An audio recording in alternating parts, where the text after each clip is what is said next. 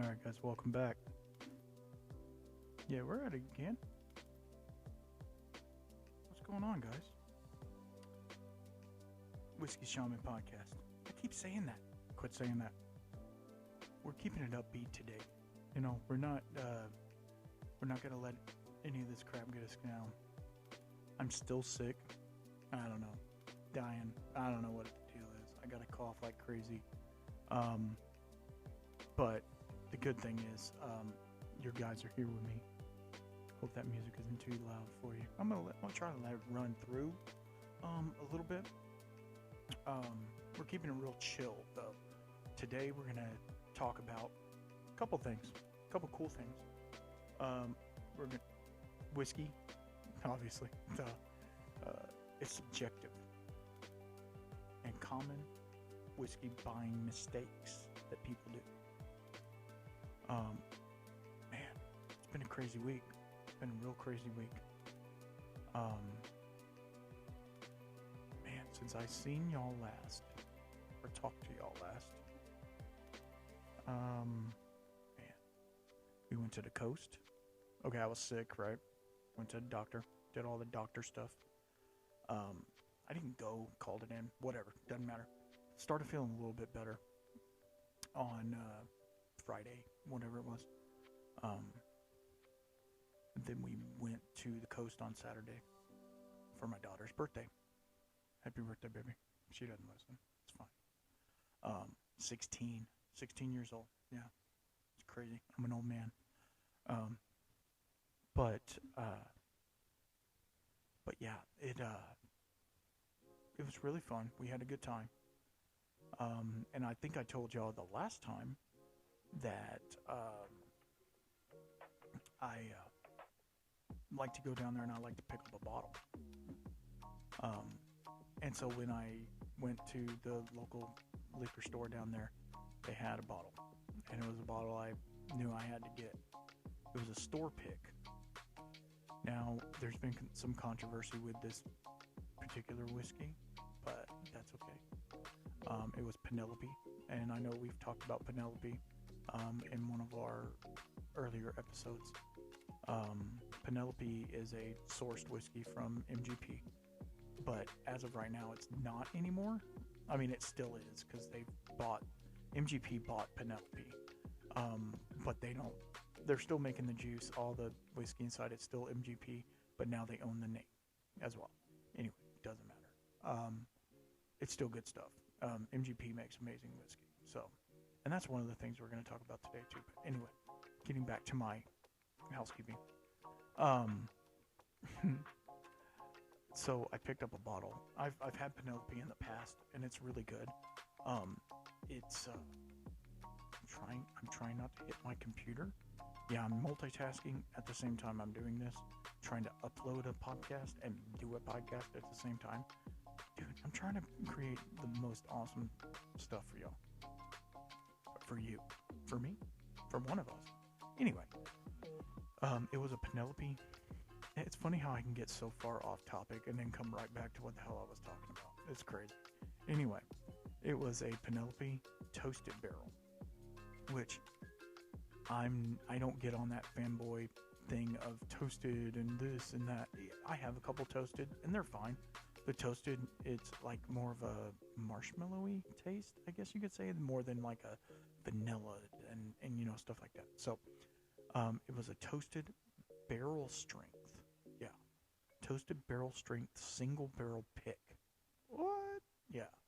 Dude, it was like $50, $55, something like that. So, be looking out for that in a review coming soon, either on YouTube or freaking Instagram or something. I don't, it won't be anytime soon. I've got way too many whiskeys to get through, which is not a problem. When you're the whiskey dude, having extra whiskey is great. I was actually gifted a whiskey today.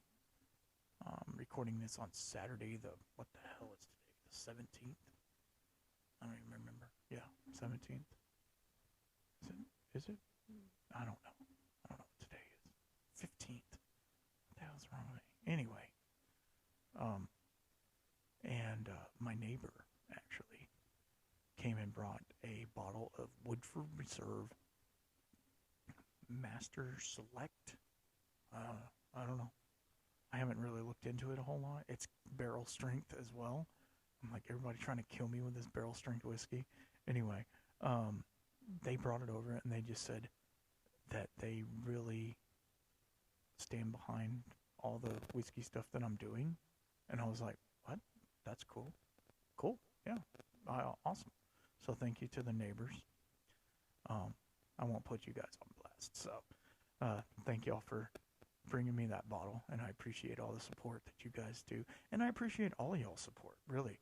Like the community that is slowly growing, in all the little, I don't know what I'm gonna call you guys, the shamanettes or I don't want to say disciples because that sounds weird. I'm not like a cult leader. It's freaking weird sounding. I don't want to do that. I think my thing died. I ain't playing no more music. Uh-oh. Didn't last very long before he did it. So we won't have any outro music because my stupid little iPad died. I know you don't care. It's probably too loud anyway. Anyway, so I got gifted a bottle. So I've been trying to be really good. Really, really good. I say that about not buying whiskey all the freaking time, you know? Like, it's an addiction. You know what I mean? It's not. It is. It's not. Like that Britney Spears. Anyway. But I've been trying not to buy a whiskey all the time. You know what I mean? It's been a little slim in the financial department lately. You know, it happens. When you're self-employed, the dreaded day job, when you're self-employed, it ebbs and flows.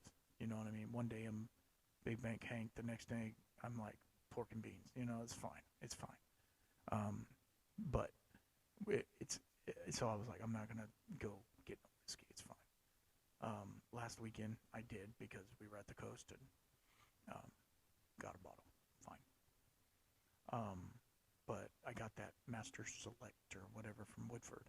I'm really interested in doing a little research on that and kind of finding some backstory on it. Anyway, doesn't matter. But I appreciate all you guys, and thank you.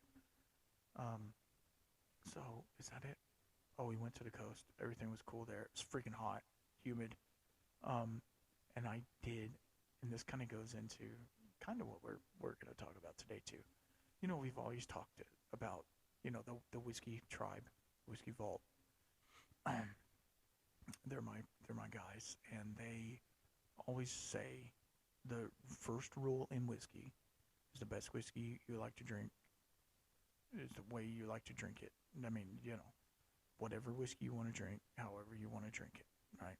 Don't poo-poo somebody yum, right? So, I brought a bottle to the coast. I brought you might have saw a little reel or something I did for it, but I brought the Oak and Eden pick that I did, and it was the blackberry liqueur soaked oak stave. So Oak and Eden has oak stave inside the bottle, and this one was at cast strength, so it was actually going to be able to get some of the flavors out of the oak. It was a French oak stave that they had soaked in blackberry liqueur. And when I first tried it, I was on the Pardon My American podcast, did a tasting for them, and I had just got it probably, I don't know, maybe a month before, maybe. And it was still pretty hot. It didn't have any of the flavoring, you know, to it. It said to leave it in there for like 2 to 3 months, and it had only been there a month. So I don't know when they actually stuck the thing in there, probably right before they shipped it or whatever. But anyway, but I brought that just because I, for one, wanted to drink it, and for two, it was open because I had poured a sample off of it, and then I poured for the Pardon My American guys. So, funny thing was, I had it in the car when we were going down to the coast, and we get there, and I had it in the little side cubby of the back seat of the car, and like I said, it was already open, so the cork was in it. Well, it got so hot in the car. We had unloaded all the bags and stuff. And it got so hot in the car that it like popped the cork on it, like it expanded or whatever. Luckily, it hadn't been out there that long, um, so it didn't like evaporate any alcohol or anything off of it. But it was funny. It like popped the cork, and I was like, "Oh crap!" But I was, of course, it was super hot, so like I really didn't want to drink whiskey, and I wasn't feeling 100%. So I was like, "I'm gonna bring it just in case," but I don't know. So I didn't drink it that first night. Um, but the second night, we were going to the pool uh, with the grandparents, and everybody was there for my daughter's birthday, and which was super fun. Like having the whole family there is it's just kind of fun. Um, and so I was like, I want to make a drink. I don't want soda or nothing like that with it. I would have done ginger ale. That might have been pretty good, but I didn't have any. So I just got I got my stupid Yeti. I keep my water in because you got to stay hydrated. Man, it's so hot. You got to stay hydrated. Um, and so I got my Yeti, drank all the water out of it, and filled it up like halfway with ice, and then I can't even tell you how many ounces. I mean, it was more than a normal pour that I would do. Um, Probably maybe 4, 5 ounces. I didn't want to do too much because I just wanted a drink, but I didn't want to have to go back up to the room to make another one because you can't have glass at the pool. So we go down to the pool, and yeah, I'm literally drinking $100 whiskey out of a Yeti with ice. Yeah, it is what it is. It was good. It was good. Um, I'm excited to like kind of dive into it a little bit more because I think on the last night that we were there, I did the same thing again. Um, I can get that little blackberry note. It might have been all psycho Billy freak out in your head type stuff. But anyway, it was fun. And then like just yesterday, so the 14th. I got an itch. Sorry, the 14th. Banging the microphone. Anyway, the 14th, which was yesterday, I got invited to do a live stream or whatever for with Alan Bishop from Spirits of French Lick and a couple other guys. One of them, Phil Billy. What was his name? Phil Billy Moonshine.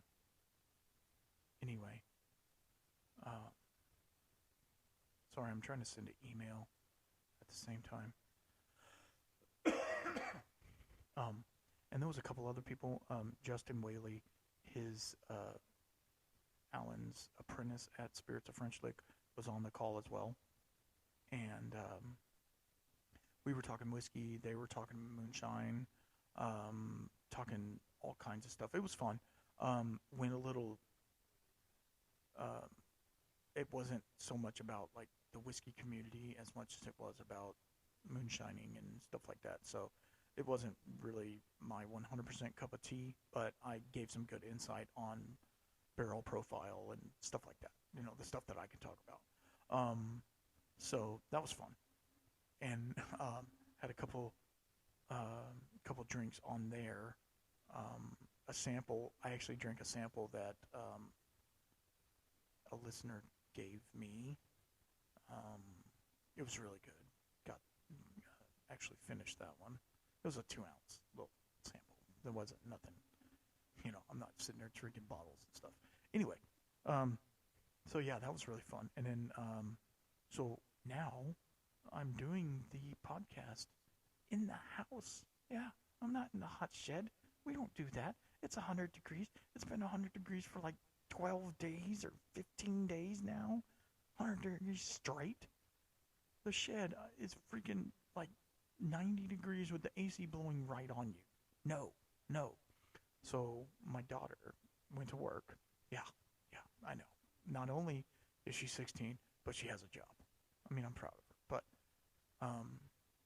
and my wife and my son ended up going to, my mother-in-law so there was a gala or whatever with our school. And my mother-in-law won a trip to like a B&B, but it was like on the river or lake or something. And so they were over there this weekend, and they invited us over. And I'm still not 100% health-wise from being sick last week.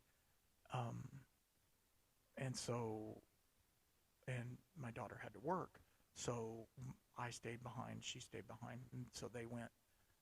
So now I'm at the house by myself, taking care of the dogs, which are sleeping, laying on top of each other in the kennel. You know, my little baby dog. Have a little Frenchie. She, she's a trip, and she attacks the other dog all the time and stuff. Anyway, why am I talking about the dog? Quit talking about the dog. Let's get to whiskey. All right, let's get into some whiskey stuff. All right, I can close my computer now. It's okay. I actually took notes, but I put them on my phone, and I don't want to like interrupt the podcast, so I printed them out. Yeah, I'm trying to do some good shit for y'all. So as we know, whiskey is subjective, and what that means. 16 minutes in, it's not bad, a little bit, but it's fine. Whiskey is subjective. Like the way I taste whiskey and the whiskey I like might not be the whiskey that you like. You know what I mean? And don't poo-poo somebody else's yum. I think I've said that many times on here. And I stand behind that. I like peaty scotches. Not all the time, but I like them. Some people cannot stand them. That's fine. You know, so whiskey is very subjective, and it's all about your mood. It's all about your headspace that you're in, which I guess it's mood, but it's also what you've ate, what you feel like. Like, it has been so hot lately that, like, I haven't even really, I know this is blasphemy, but I haven't even really wanted a whiskey. Like, either if I do have a whiskey, it's a cocktail or something like that. But I haven't even been doing cocktails lately because the sugar in it, like, makes me thirsty, you know, so, and I'm trying not to, you know, chug a cocktail because we've already talked about how that'll screw you up. But yeah, so let's kind of divulge off the subjective part, because we all know that, like, your taste is different than mine. Like, some people love asparagus. I hate asparagus. I cannot stand asparagus. You know what I mean? That doesn't make asparagus bad. It just makes it bad for me, you know. Some people don't like real, like, smoky barbecue. You know, like real Central Texas barbecue, like with a crust of pepper, you know, like a big old thick crust. But yeah. Anyway, so sorry, my daughter's texting me. I don't know if she needs to get off. Oh my gosh, this is craziness. This is live action right here. So let me see what she's doing. Let me see if I can do this. Is it still recording? Yes. Okay. Cool. We're still recording, I hope. Sorry. I just have to do this real fast. She's like, you're the one picking me up, right? I'm like, no. What the heck? Anyway. Yes, we did it. Sweet. Okay. I might have to cut this and go pick her up or whatever, but I'll continue when I get back. So it might have like a little, you know, cut in it, a little cut scene or something. Anyway, let's move into common whiskey mistakes that people make when they're buying whiskey, right? Which, she wants chocolate, of course. Anyway, I'm sorry. I'm getting very distracted, and I'm sorry. Oh my God, what is wrong with me? Yeah. Anyway, okay. Common whiskey mistakes that people do when they're buying whiskey. The first one, and this is like 5 or 6, maybe 7. Is a random recommendation, right? just some rando dude like myself telling you to go pick up a bottle of whiskey, right? Like I say, taste is subjective. Don't take my word that you're gonna like that whiskey. Um, you have to do your due diligence in it, and don't take the. I talked about this on a podcast earlier. Don't take what the guy at the liquor store. You go in there and you say, "Hey, um, what do you? I like this. What do you have that's like that?" They're always going to push you to big box brands, which there's nothing wrong with big box brands at all. Um, I myself, and see, this is where the subjectiveness comes. I myself tend to go towards a craft distillery, right? And finding crafty stuff. That's just me. You do what you want. If you want to sit there and drink whatever they tell you, that's fine. So somebody else's recommendation is just that. It's their opinion, their 2-bit opinion at that. And that's including me. That's including everybody. Don't take one review. Don't take one person saying, "Hey, this is good." That's like, okay, remember back in the day, like the Rolling Stone magazine used to have reviews of bands, right? I know this isn't a music podcast, but you guys get what I'm saying. Like, they'd be like, "Oh, the new, wow, I'm going to show my age here. The new Nirvana album is epic, and it's this, and it's this." And if you listen to it, I know Nirvana's been gone for a long time. Stop. I get it. You listen to it, and you're like, "That's crap." Well, then you look back at that same guy's reviews of other stuff, and you're like, "Well, that band's crap too." Well, maybe you don't need to listen to what that guy says. He doesn't have the same taste as you, right? Same thing. Same thing. So, I can't believe I talked about Nirvana. I liked Nirvana for like, I don't know, a year in like middle school, whatever. It wasn't really my vibe. Anyway. So that leads into the second one. If somebody does a review, I do reviews a lot on my channel. I'll review, but it's not really like a yay or nay. Some of them I do like a star rating, 3 out of 5 stars or whatever. That doesn't mean anything because, like I say, taste is so not objective. I guess it's kind of objective too, but taste is so subjective. And for me, I noticed this a lot daily. Like, I'll go like, okay, this is the perfect example. Perfect example. I have a bottle of Russell's Reserve single barrel pick, right?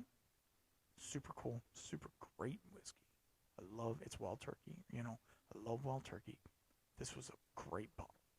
I took a pour of it last night, and okay, so my wife makes pickles. It'll lead you into this. I took a drink of the whiskey last night, and it tasted like the pickle juice, or like the smell of her making pickles. It tasted like that smell, like dill and cardamom and like stuff like that. I was like, wow, that is not what I wanted. That was not good. And I love the whiskey. That's the thing. So that's what I'm saying. Don't take somebody's review on it because it is just that. It's their review, not anything other than that. It's one person's opinion. So there's a guy on YouTube, Roy with Aquavit. Shout out Roy. He's in Scotland. If you've never watched him, you need to. He's doing some amazing stuff. He's all about Scotch, obviously. He's a Scotch boy. But we're getting him into bourbon too. But he does a thing, and he just did one. He just released a new episode of it called Recycled Reviews. And he takes the bottles that he has finished, right? He's polished them off, bottled them down, whatever you call it, and he does a review at the trash can or at the recycle bin. And he kind of gives you like, would I buy this again? Would I not? Was it worth the money? That's the type of reviews that I want. You've sat there with the bottle and drink the entire thing, maybe with friends, maybe not, maybe with dinner, maybe with ice, maybe with a cocktail. I don't care. How is the bottle? Would you buy it again? And there was some of them, he's like, I have 3 more bottles of this in the house, you know? So it's like, okay, so we know that one, if you follow his profile, we know that one is a fairly good whiskey, you know? So it's pretty fun. Okay, so the next one gets a little fringy, but it's okay. Have you ever heard, and I think I even pointed it out earlier, like when I said I like peated scotch. Have you ever heard of people that say, well, I don't drink scotch, it all tastes like burnt tires? You don't drink any scotch. None at all. It all tastes like burnt tires? That's a stereotype, right? And I'm offended. No, I'm not offended. I don't care. You don't have to drink it. It's more for me.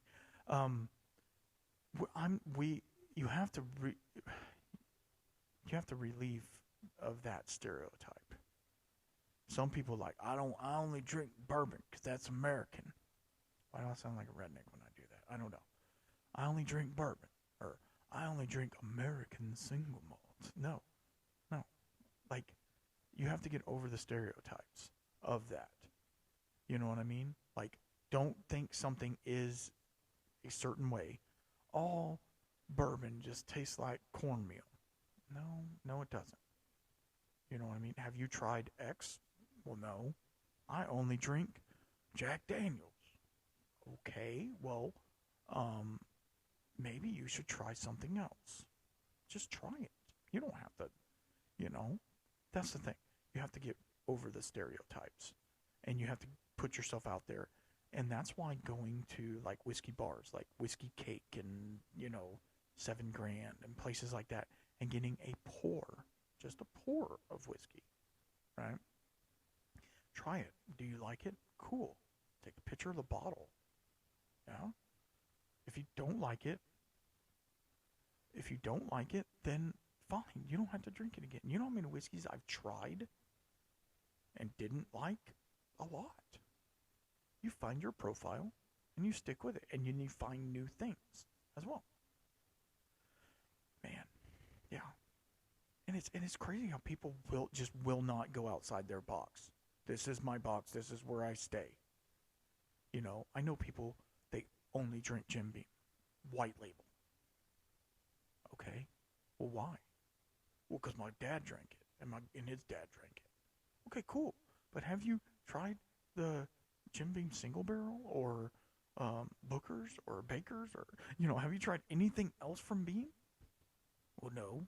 What about Knob Creek? Have you tried that? No.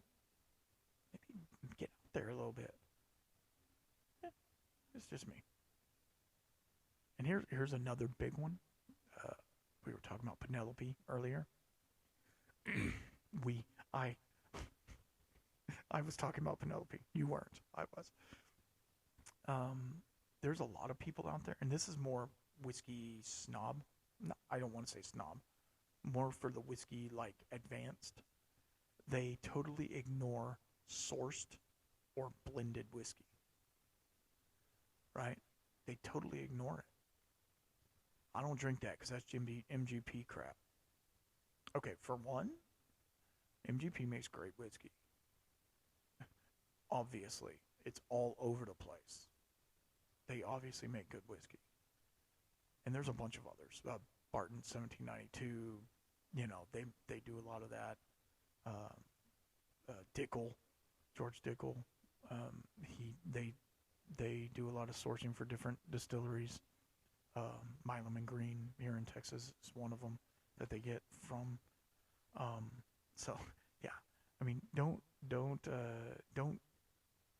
turn your nose away just because it's a sourced whiskey. Maybe they're doing some cool finishing with it. Maybe they're doing something that, you know, maybe they're able to have like a really cool ice wine finish or something like that to it, like something you're not going to get just from the standard MGP. Anyway, and blended, Lord, have you ever had Compass Box? Literally, Compass Box is a Scotch um, blending house, I guess you would call them. Independent bottler, blending house.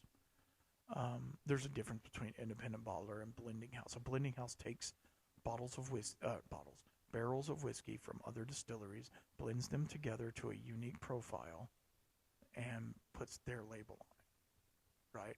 A independent bottler showcases the independent distillery. So, like, um, Scotch Malt Whiskey Society, right? They do that. Lost Lantern, they do that. Compass Box is a blending house. Johnny Walker, blending house. They're taking other distillery stuff and blending it and making it a new product, supposedly. Um, if you've never had any Compass Box, you need to try some. Spaniard is amazing. Um, I mean, obviously, I love the Peat Monster. Um, there's a whole bunch of them, and they're all pretty good. The one that I really didn't care for is called Spice Tree, I think. It wasn't personally, my favorite. But I've had quite a few other ones. There's one called Canvas or Artist or something like that. It was really good.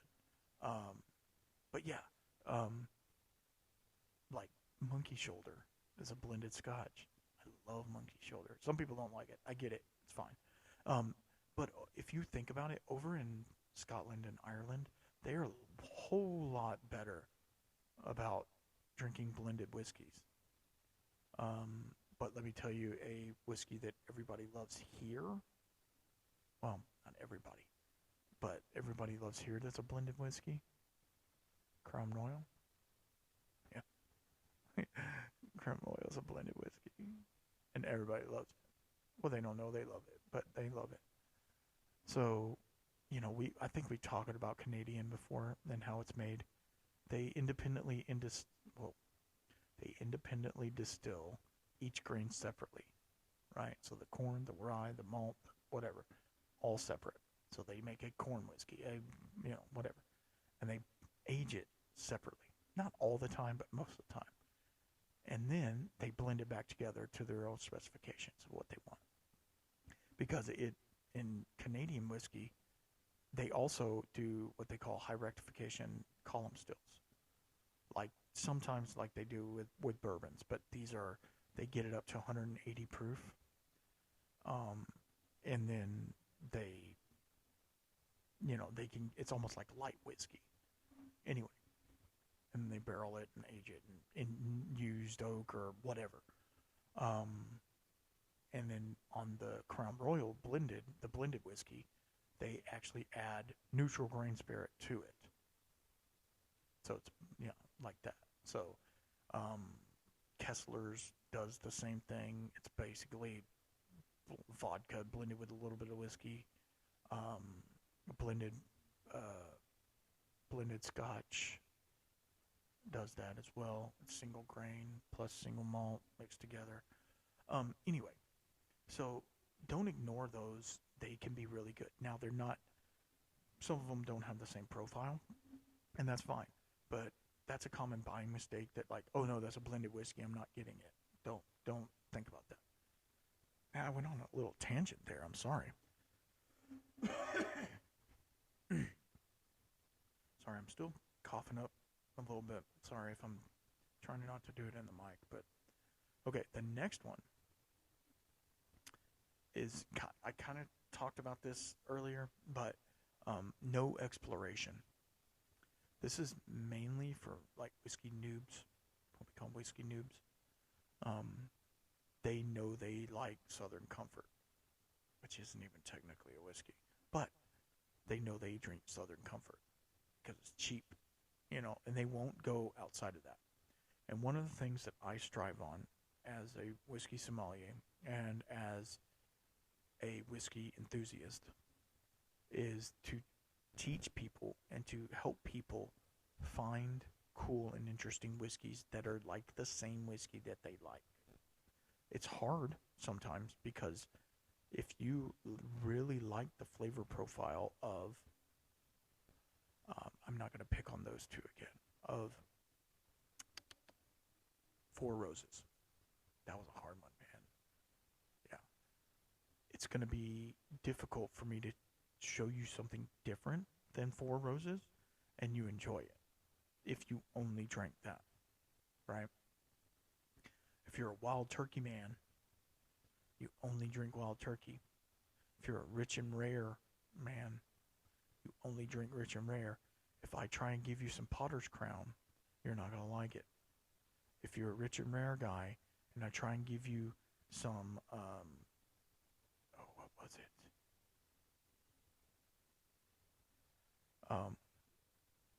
I try to get you some, what is it? Like copper pot distilled. Sorry, my daughter is texting me again. Sorry.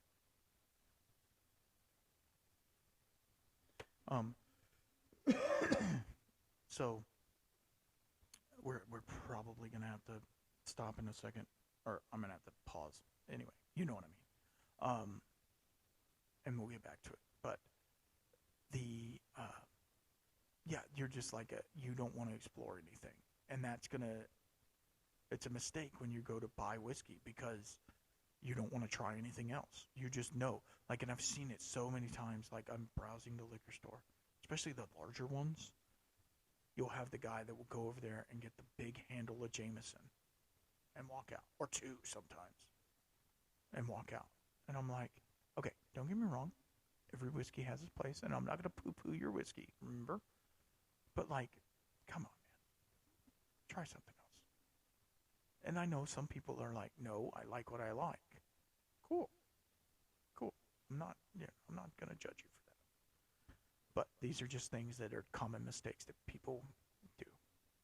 All right. This one is a big one. Oh, mainly in Scotch, but it's also in bourbon as well. Also in bourbon.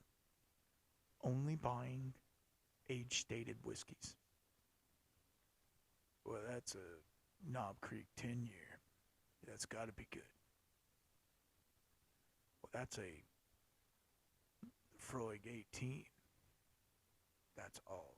I'm only going to drink that. There's like a little joke or a pun that people say, you know, I want my Scotch to be older of legal drinking age or something like that, or older than my kids or something. I don't know.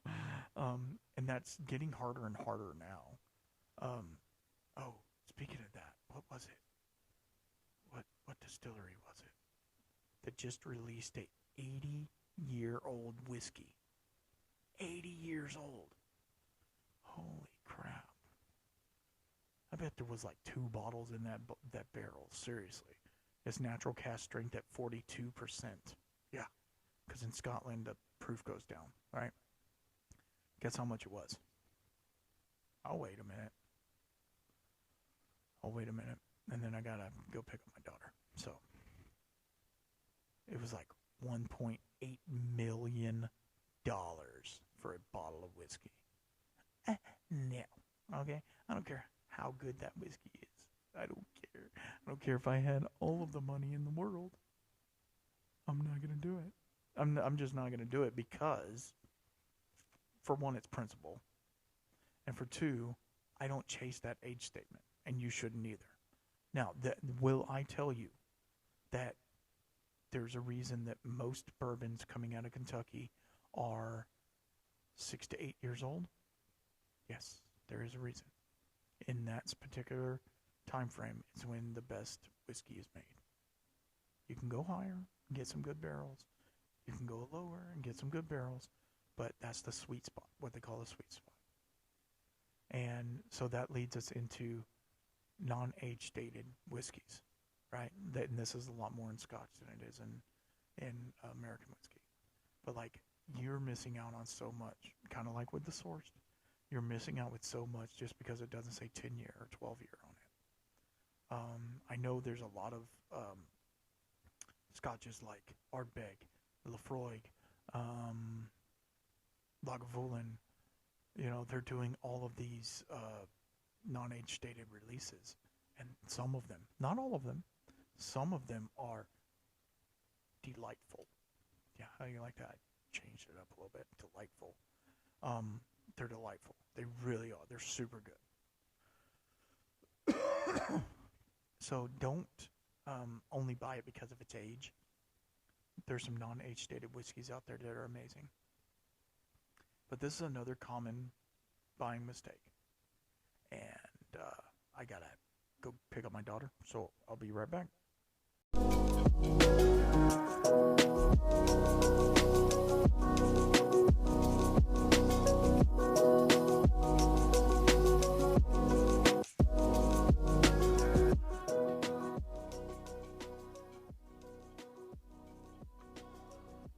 I'm back from the kids.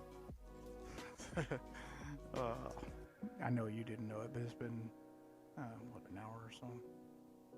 I had to go get the daughter from work. I know. It's crazy. Alright, where were we? Oh, we were talking about only buying bottles because they have an age statement and not looking into non-age dated whiskey. So we were done with that. So where do we go from here? Okay. Sorry. I just need to regroup a little bit. Oh, man. It's hot, dude. It is so hot. I went outside and it's like, oh, Lord. So hot. It's like 5 now, and yeah, it's super hot. Okay. This is a good one. We're on 5 or 6 or 7. I don't even remember. This one is...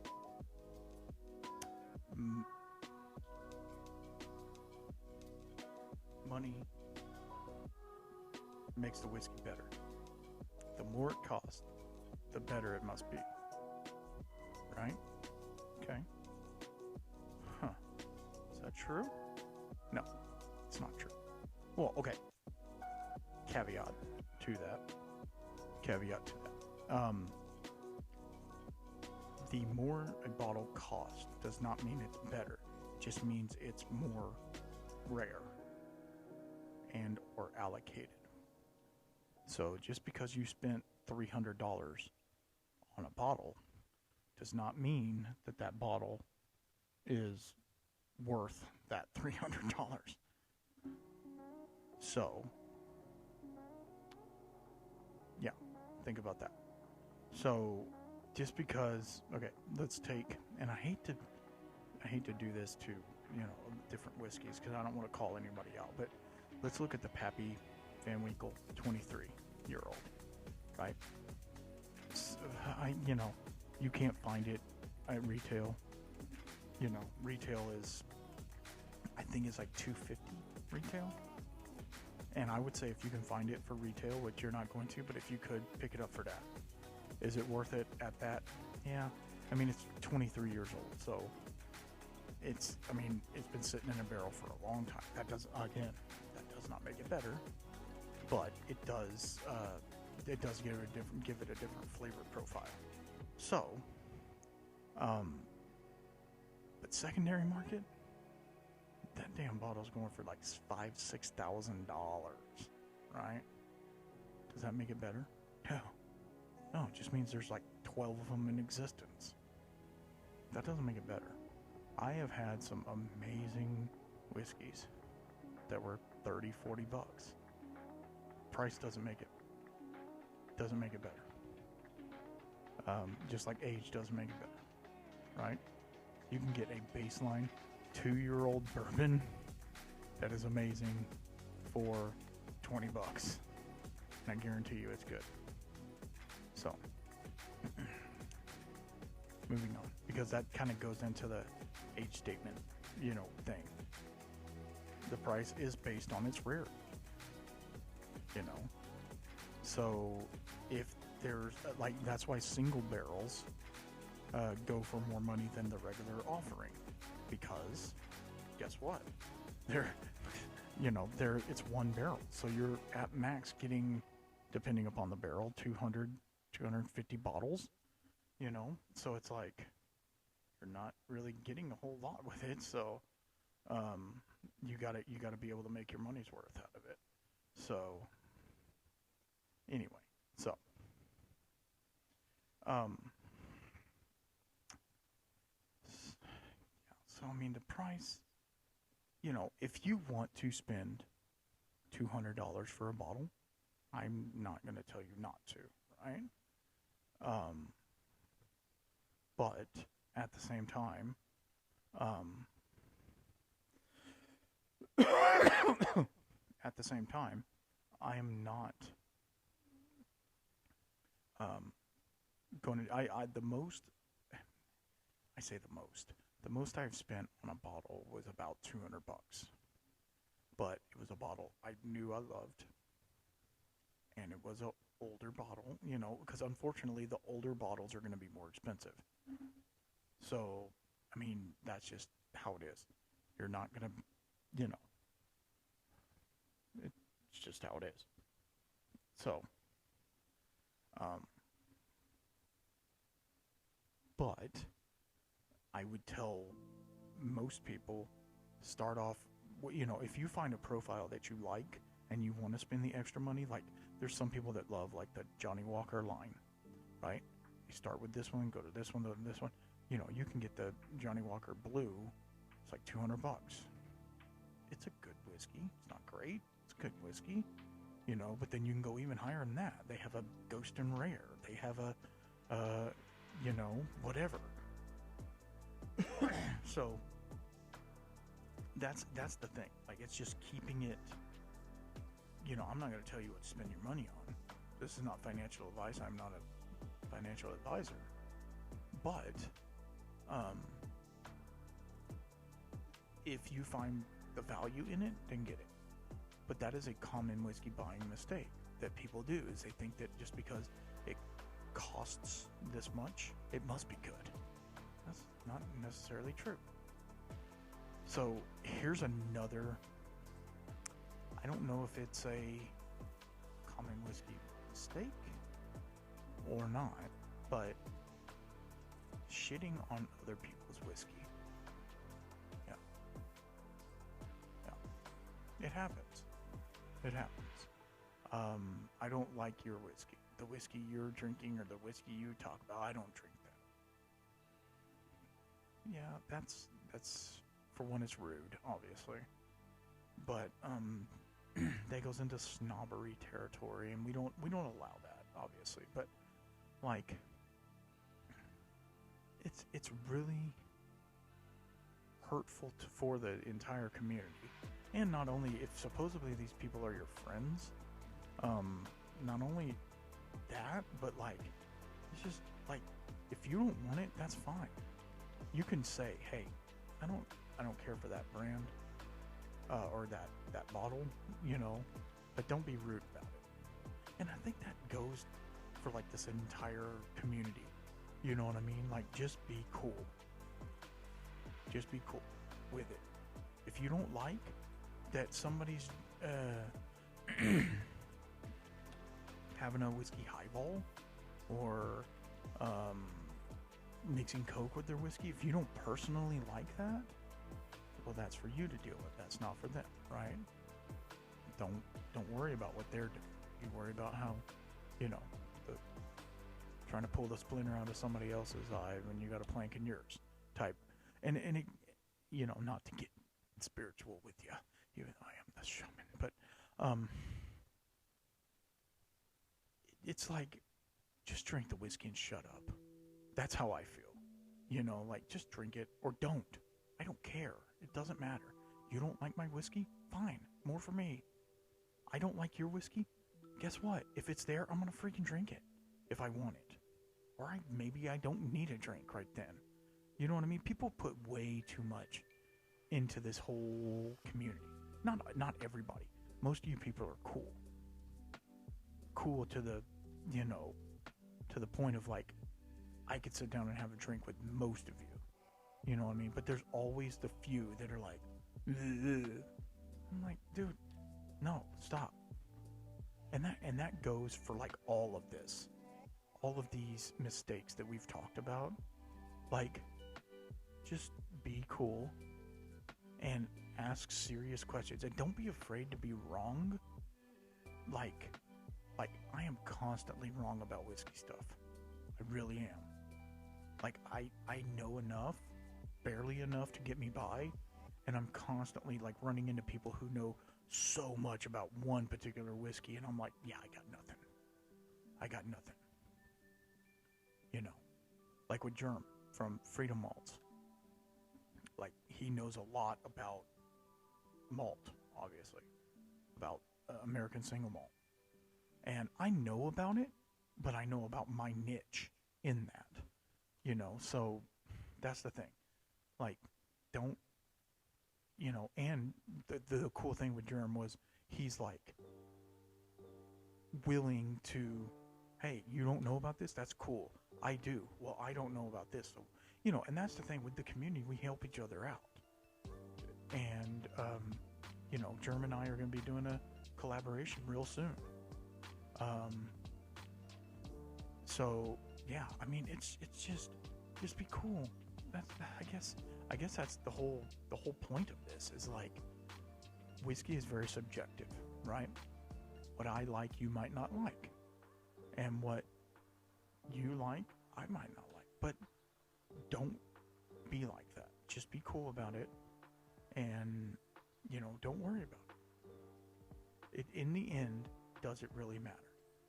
Does it really matter that I want to drink a $1,000 whiskey on ice or in a soda? No, it doesn't matter. It doesn't hurt you at all. Why do you care? Right?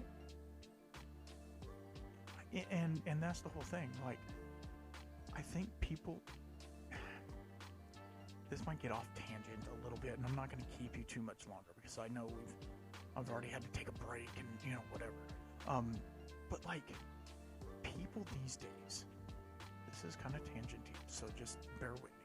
People these days are so involved in other people's business, right? Get out of my business. It doesn't matter. Here's the other thing, though. Those same people are the same people posting on social media everything that they do all day long. This is me. I woke up. I had 2 eggs for breakfast. I went to the gym. I did this. I had, you know, like, Lord, nobody cares about your day, right? Yes, tell us about something cool that happened. That's what social media, and I mean, I hate social media. Don't get me wrong. I use it as a platform to be a grifter. That's it. To hope that maybe you will come and look at my stuff. And that's what it's all about. Like, hey, look at me. Hey, guys, look at me. And I hate that. I want people to, you know, I want them to come and see what I have to offer, but I'm not trying to sell you anything. I'm not, you know, the only thing I'm trying to sell you is a little bit of knowledge, hopefully a laugh every once in a while, you know, hopefully some good conversation, because that's what whiskey was made for. And we've already talked about this. Whiskey is made for social events. You know, it's made to, I don't know how to say it the right way, it lubricates the mind to where it can further get into itself until you can come to grips with yourself. Does that make sense? It's like whiskey therapy, you know. Listening to this chill music, I'm feeling real zen right now, you know. But that's the whole thing. Like, everybody is so worried about everybody else's business. Mind your own business. Drink your own whiskey. Unless you come to my house, you can drink my whiskey all day long. Just ask me first. Yeah, I got a lot of bottles that aren't open, and I don't want you opening every bottle, because then I gotta end up drinking the rest of them. Oh, mama, you know. So when I did the podcast with Jesse from Still It, I knew that he had a bottle of Iron Root Republic, and I want to share a dram with the people I'm talking to. I don't know. That's the whiskey community part of me. You know what I mean? I want to share a dram with him. And I knew he had iron root. And I have iron root, but I hadn't opened it yet. And I was a little apprehensive to open it. And then I was thinking to myself, and I said, what is wrong with me? Jesse's my buddy. You know what I mean? Why am I not opening this bottle to celebrate this, I'm going to say it, this friendship? Why not? This is the perfect time to open a bottle. You know what I mean? Like, why am I not going to? What, am I hoarding it? And like I talked to Germ about on the last one, I'm like, why am I trying to hoard all these bottles? I could die tomorrow. Knock on wood, it's not going to happen. You know, like, why am I hoarding this? I'm not hoarding it, but you know what I mean. I'm like, oh, I'm saving it for a special occasion. What special occasion? What? You're the only one in your house that drinks whiskey. Who nobody comes to your house. You know what I mean? Drink it. You haven't had a whiskey tasting in like 6 months. So you're not going to share it with other people. You know what I mean? So, like, the last one I had was with family, which was amazing. Don't get me wrong. It was fun. But, like, you know, you're not doing whiskey tastings every weekend. It's not like you're going to go through the bottle. Just open it up. Have fun with it. And that's what I want. That's something else we can talk about real fast. 1 minute. Open the bottle. You know what I mean? Open the bottle. Drink it. Have fun with it. Pass it around. Give it to somebody. Take samples. Give samples to your buddies. Ship them, even if they're not with you. Get on a Zoom. Get on a StreamYard with them. One Friday night, get on a StreamYard and freaking, y'all sit around and BS and drink a whiskey. Ship it to each one of your buddies wherever they are. You know what I mean? Sit down, drink a whiskey, BS. That's what it's about, man. That's what it's about. I hope that this was enlightening. Hope it was helpful. Hope that you guys are having a great week. And you're,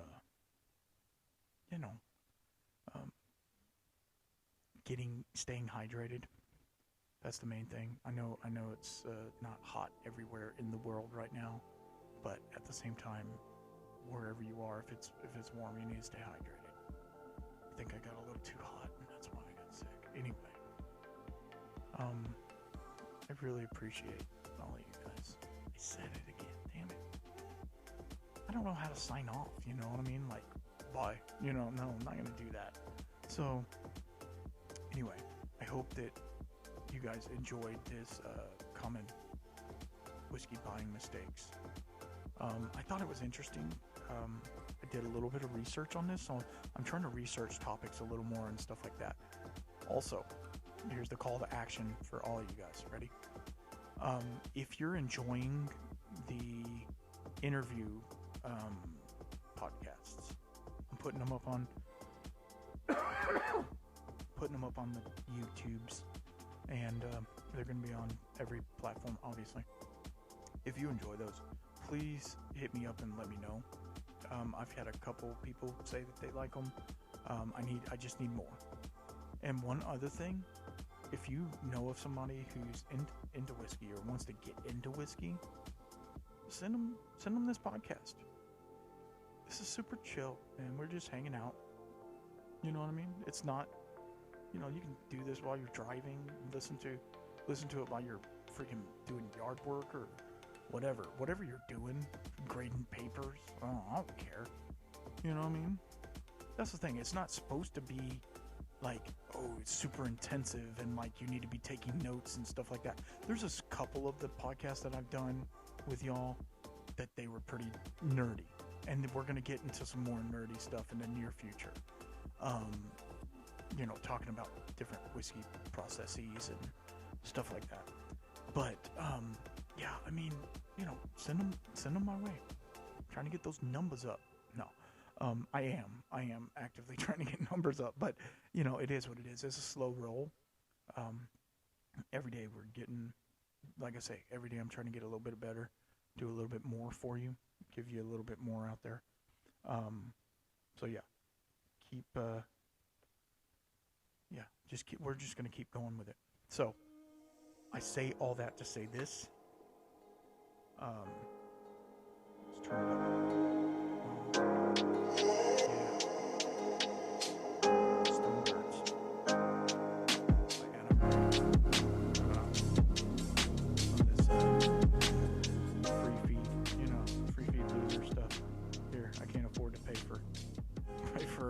music, so I gotta use the cheap seat stuff.